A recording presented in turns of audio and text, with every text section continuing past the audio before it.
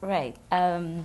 So more than a decade ago, I was practicing law and only focusing on women's rights in the offline space, and and slowly and gradually, women in my country started getting access to technology. But then they started facing a lot of hurdles and challenges in using that technology. For instance, just like a feature phone, mobile phone, no access to internet back then. But even facing harassment on phone was something that they absolutely had no idea how to deal with. They came to me as a lawyer. I had no idea how to deal with. We looked into the laws. There were no laws.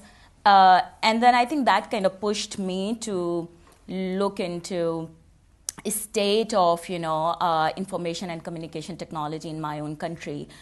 But from the perspective of marginalized groups, from the perspective of women, sexual minorities, religious minorities, who in many countries, in global majority, global south, so-called democracies, have really no real space to talk about their issues, like in the physical world, because there is a fear, there is a chilling effect of their free speech.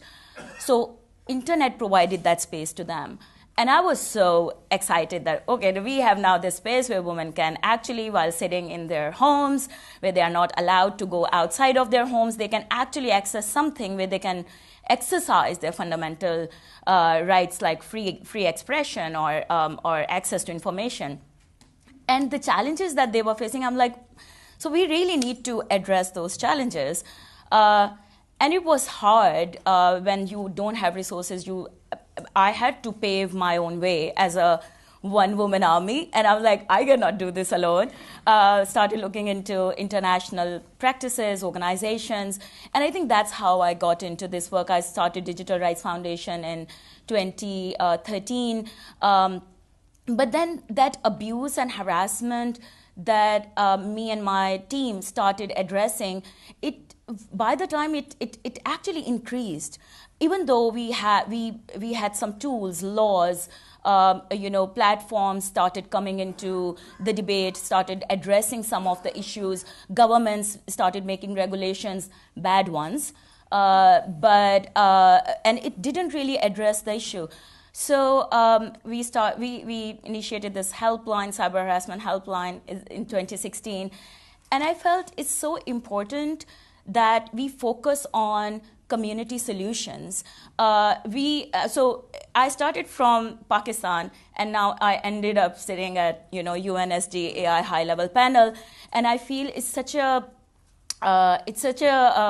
privilege to be there, to bring, not actually becoming part of the global north debate, but actually becoming bringing perspective of my own communities onto those tables and tell them, you cannot decide alone. You have to listen to us. You should know what are the ground realities. You should know we are still facing abuse, harassment, disinformation. You are talking about generative AI. We are still facing, the issues that started several decades ago. And I just wanted to share on a very good news. A couple of days back, we won a case of woman journalist. I have a legal team as well, and it was against the disinformation of a biggest TV channel in the country. We fought for 2 years. That disinformation on TV channel led to online abuse that the woman journalist faced for 2 years. We first lost the case to the regulatory body of media and then won the case from Islamabad High Court, and the TV channel had to apologize to her publicly.